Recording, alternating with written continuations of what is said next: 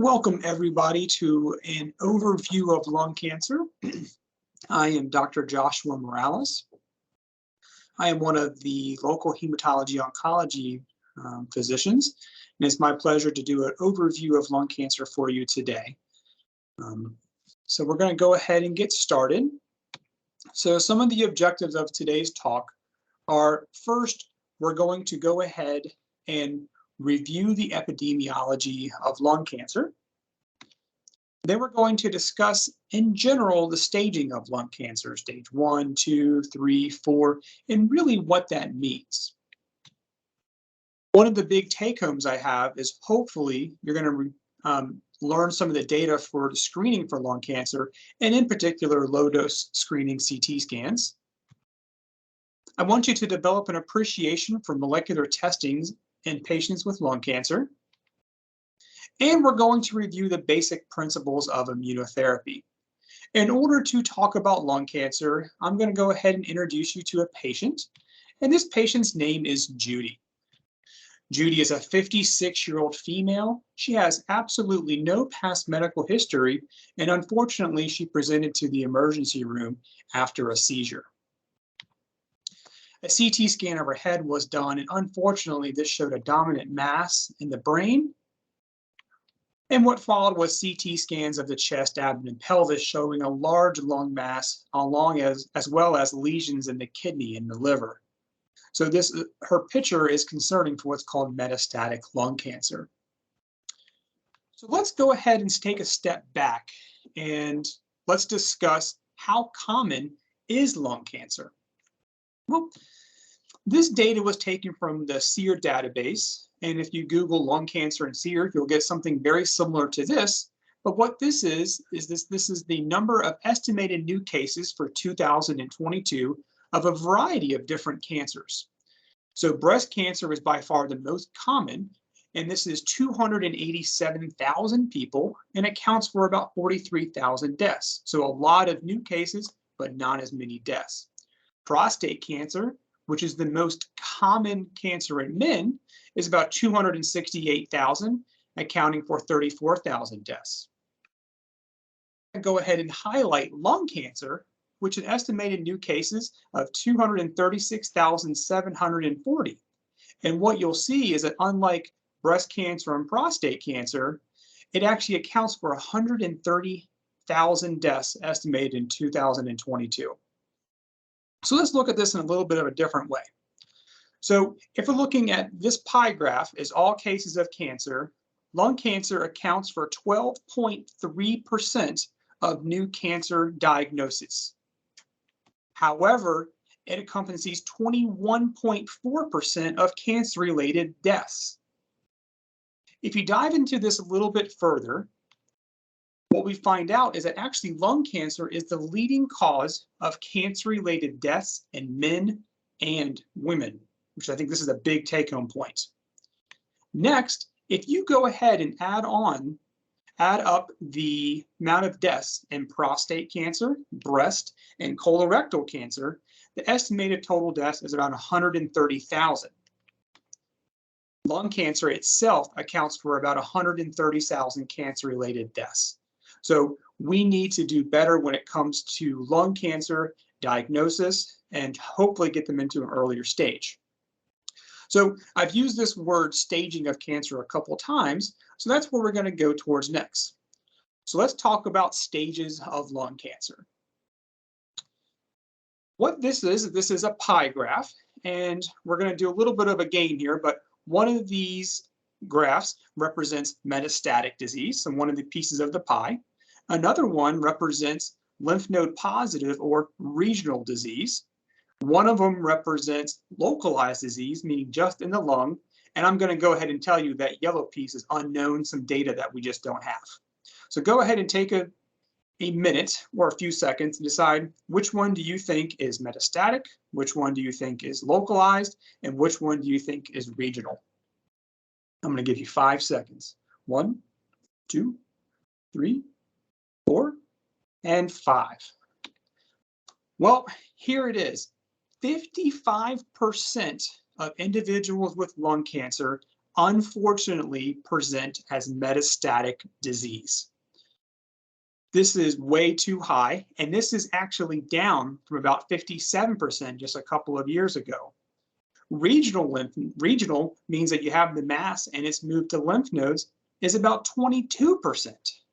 Only 19% of documented lung cancers are diagnosed early, which is defined as localized.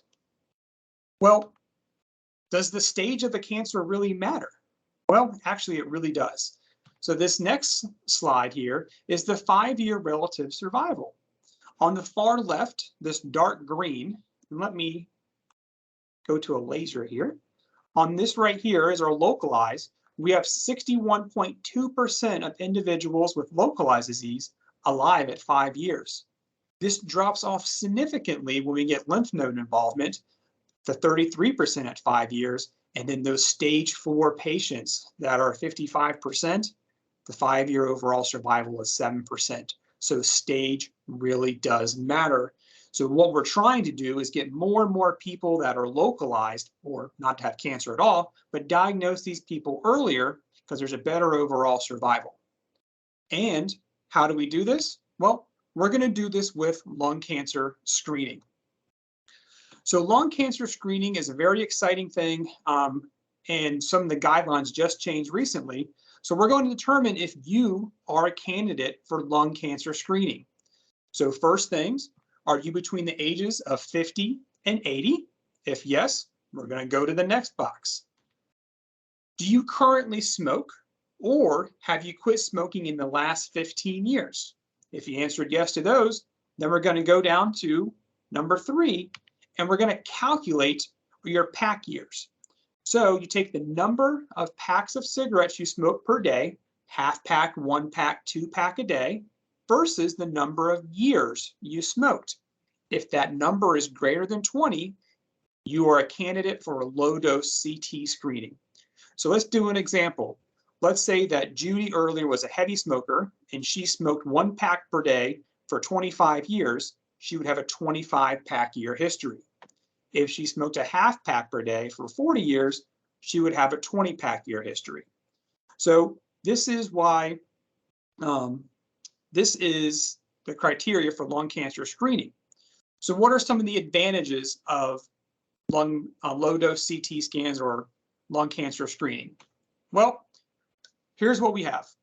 So they've actually done some studies, and the chest X-ray is just not good enough. So what they do, it is a low-dose CT scan.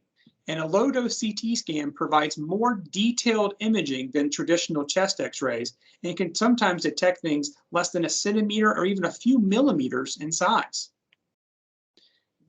This has actually been proven to be safe.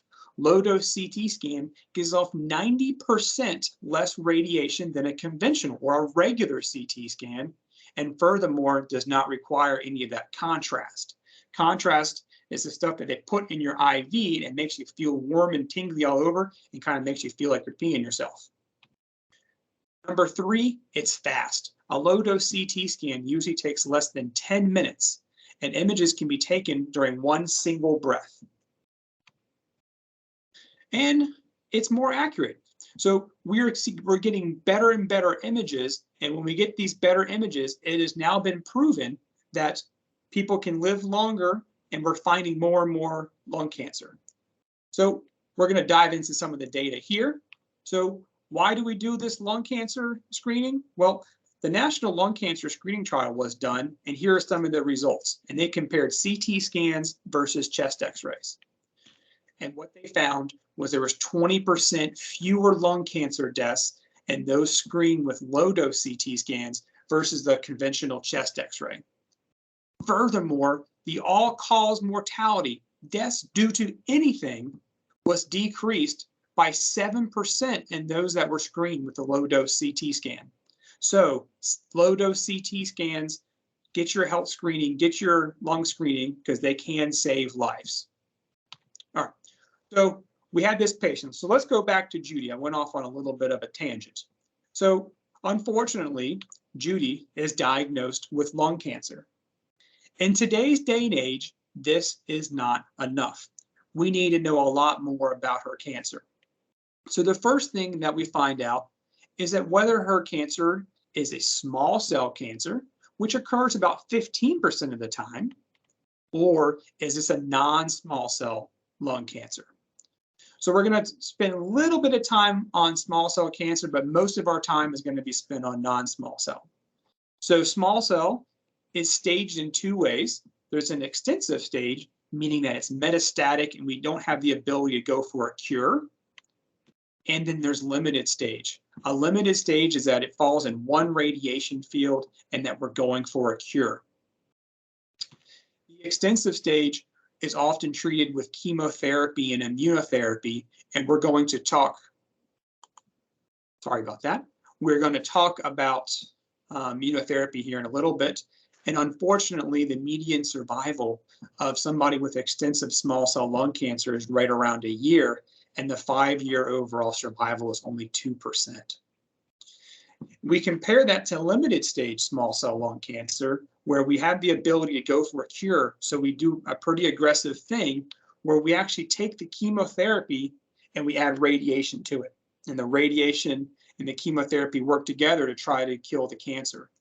And here, the 5-year overall survival is roughly 30% if it's localized, but then once it spreads to lymph nodes, that drops down significantly down to about 8 to 15%. But by far the most common, as we discussed, is this non-small cell lung cancer. So then this is further divided into a few categories. One is adenocarcinoma, and this looks like a gland under the microscope. Which is the next most common. And then I would just call it a wastebasket term. There's different other things. I call it the other category, but by far the two most common are adenocarcinoma followed by squamous. So I want to go ahead now and we're going to transition and talk about stages of non-small cell lung cancer. So when I'm thinking about stages about lung cancer, and this is in general, but pretty good take home, is that a stage 1 is local and it's small. Often it can be taken out with surgery or radiation, and this is what we're trying to get. This is that localized disease. Stage 2, the tumor may be a little bit bigger and may have some lymph nodes involved lower down. A stage 3 lung cancer is that you have the mass and it started to spread to these lymph nodes that are a little higher up, and sometimes even cross over to the other side of your big windpipe here, which is called a trachea. And then lastly, we have stage 4 lung cancer. And as we discussed, majority of people present as a stage 4, and this is either it's spread to the other side, it's associated with fluid in the lung, or it's spread to the brain, to the liver, or the adrenal gland. So how are some of these treated? Well, the treatment for stage 1 cancer is they first need to see a surgeon. So they get diagnosed with cancer or they have some highly concerning imaging. They see a surgeon and see, can they take it out? That is the gold standard. And to be honest, the gold standard for stage 1, stage 2, and stage 3 is that they have to have seen a surgeon or have a surgical opinion to see can they do surgery safely. Sometimes the surgery can't be done for a variety of reasons. And then we do have special doctors called radiation oncologists that can give radiation to this tumor, sometimes in high doses and sometimes in low doses. To a stage 2, then that's where I usually come into play. As a medical oncologist, the surgeon can do surgery and we can follow it with what's called adjuvant or after treatment, and they can get chemotherapy and maybe even immunotherapy. If they're deemed not a surgical candidate, once again, sometimes we can actually add radiation onto the chemotherapy.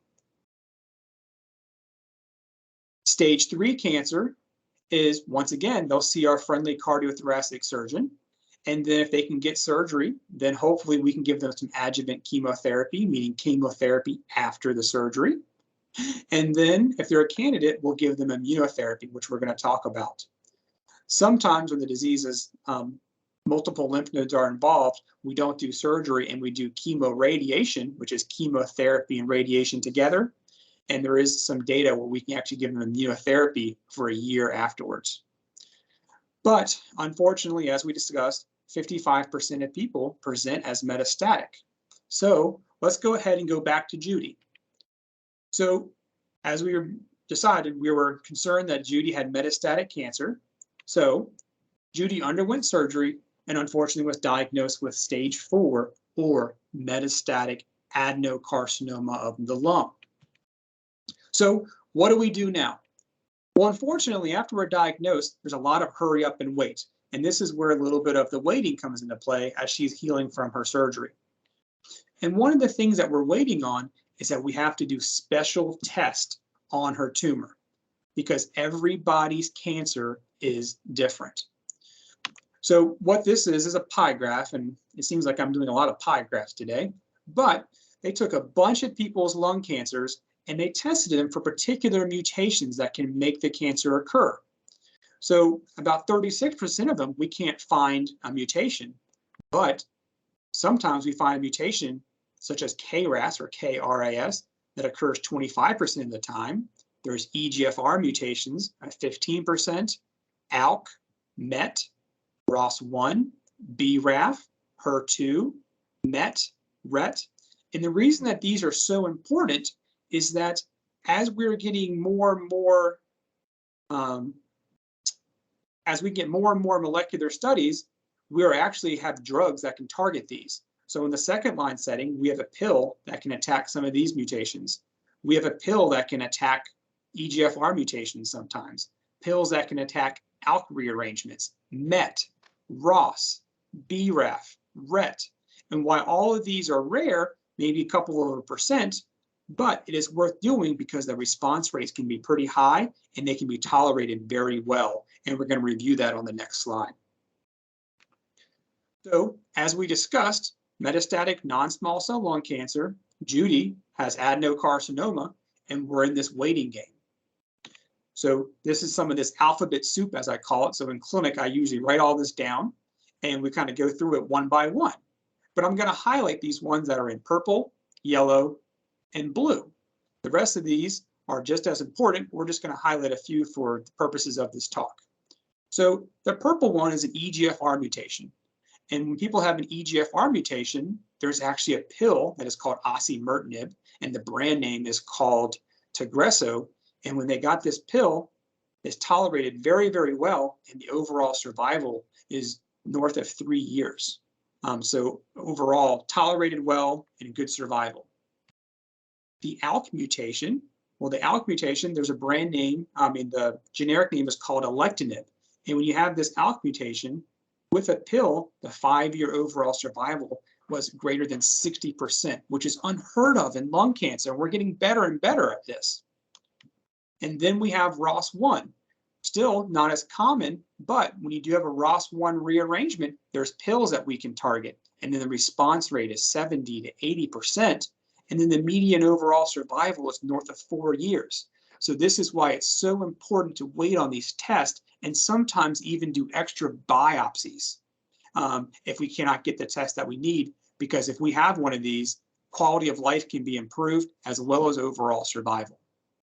And while Judy doesn't have squamous cell, we also get a lot of these in squamous cell.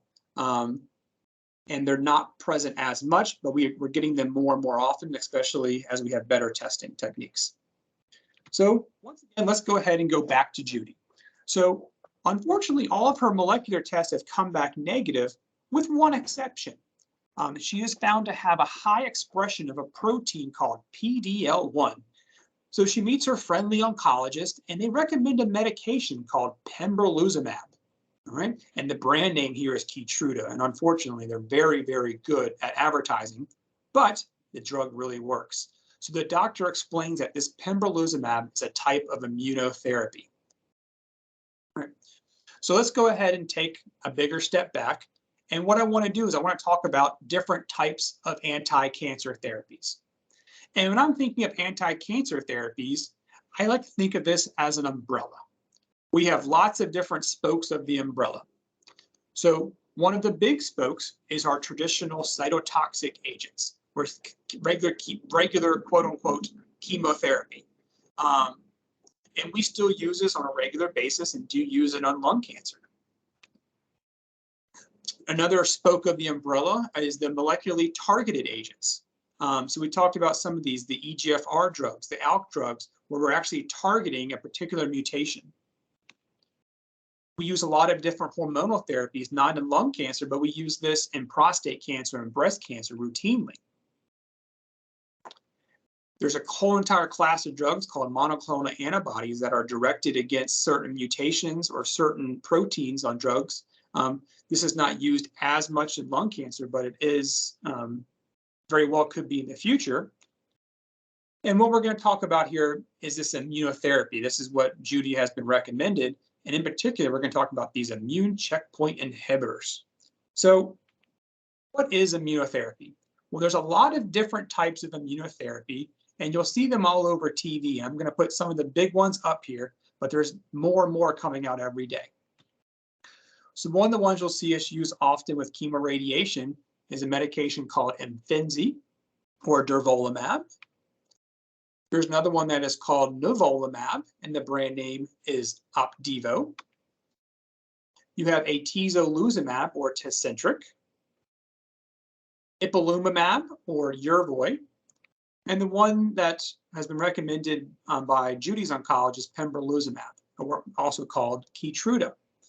And all these medications work by trying to reprogram the immune system to attack the cancer rather than giving traditional cytotoxic chemotherapy, which kills the good and the bad. So we're going to look at a couple of cartoon pictures to explain how these medications actually work. So on this left here, we have the cancer cell. And on the blue, we have lymphocytes. These are part of your immune system. And what's supposed to happen is that if the cancer cell is here, something is replicating uncontrollably, the immune system or the lymphocytes get activated and they attack the cancer cell. This is what we want to happen. But what can happen sometimes is that the cancer can get sneaky and it can secrete a protein or have a protein on its membrane called PD-L1. And what happens, it essentially blinds the lymphocytes. So the ears here are PD-1, and the cancer cell is using this PD-L1 to blind the immune system. And as a result, this cancer cell can grow uncontrollably. So what happened is that some really smart people discovered this, and then they developed therapies to try to work to circumvent this system.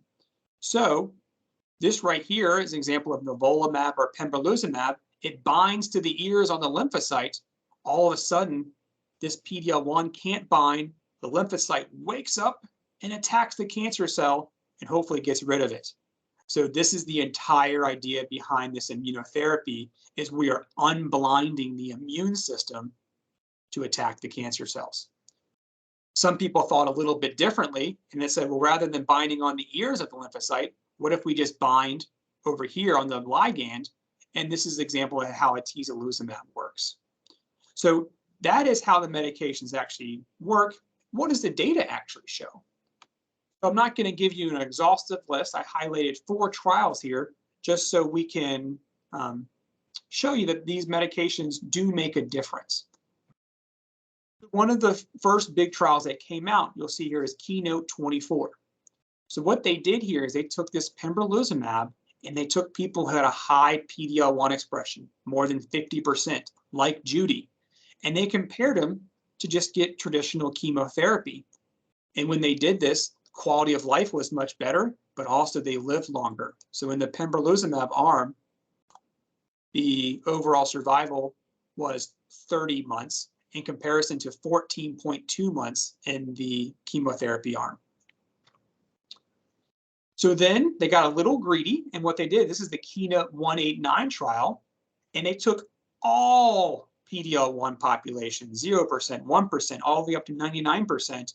And once again, they added chemotherapy in addition to the pembrolizumab versus chemotherapy alone. And there still was a significant overall survival advantage.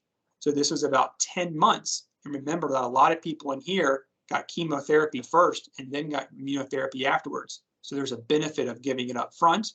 And this one was in adenocarcinomas. Fast forward to KEYNOTE-407. They did the same thing, but in squamous cell. So they did chemotherapy plus pembrolizumab versus chemo in all PD-L1. And the overall survival was not as good, at right around 16 months, excuse me, versus 11.3 months. And there's one other trial here I just wanted to highlight where they did what I call the kitchen sink recipes. They gave multiple chemotherapies plus a drug called atezolizumab, which is just, remember, a kind of a cousin of pembrolizumab, versus chemotherapy alone in all PD-L1 populations. And the overall survival was 19 months versus 14. So still, even with this drug, we're seeing a significant improvement. Well, we're talking about overall survival of 20 months and sometimes only 11 months. So, well, there actually is a little bit of hope in this. So we were on Keynote 400 and something. Well, we're going to go ahead and take a giant step back, and we're going to look at Keynote 1. Keynote 1 had a lot of different arms in it, but one of the arms, they had lung cancer patients. And in these lung cancer patients, they were broken down into people with this high PD-L1 expression of greater than 50%, and then those at less than 50%. And what we found out is that this is people who didn't have any treatment whatsoever. And in those high groups, of more than 50%, the 5-year overall survival was approaching 30%, which is much, much better than, you remember our original slide, maybe slide 4 or 5, where the overall survival was about 5 to 7% at 5 years. And individuals with a 1 to 49%, the 5-year overall survival was 16%, which is still more than double than historical. So these medications work, and we're having some people that are long-term responders. So taking a little bit of a detour, we are seeing improvements in lung cancer. So this light green right here is a number of new cases. It is decreasing. And one of the reasons it is decreasing is that less and less people are smoking, but there's still a lot of people that are getting lung cancer. And then as this decreased, less and less people are dying from lung cancer. We kind of tackled this on the other slide, but we are seeing improvements. We're seeing an improvement in this 5-year overall survival with lung cancer patients. So you can see back here 1975, and then as we're getting better drugs, we're getting better screening, everything else, we're seeing an improvement in overall survival. And then what we're hoping is that this is going to continue to get higher and higher and higher. So let's go ahead and let's get back to Judy. So Judy is placed on pembrolizumab, and she tolerates it very, very well. She has very minimal side effects. And then what she did is she started her treatment. She got an infusion every 3 weeks. And after about 3 months, they did CT scans. And then these CT scans show that her disease shrunk significantly. So she is one of those responders. And right now, Judy is about 1.5 years out of her treatment. So she's still getting her treatment. And what we're doing is we're praying that Judy is one of those 29% of people that are alive at 5 years. So I wanted to thank everybody for tuning in and listening to this talk. I have some big conclusion remarks here. So those that have fallen asleep, go ahead and wake up. But the first conclusion is, remember that lung cancer is the leading cause of death in both men and females.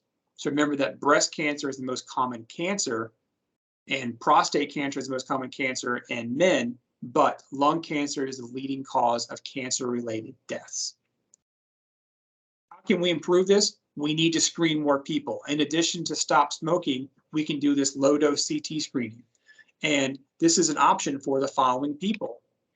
Those people that are ages 50 to 80, who are actively smoking or quit less than 15 years ago, and have a 20 pack year history. We learned how to calculate that pack year.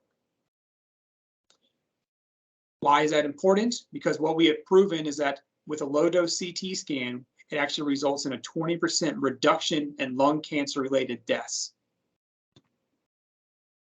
And then one of the big take-homes, I think I said this many times, is that unfortunately, north of 50% of patients present as metastatic disease. That's why we got to get better at detecting it earlier and earlier.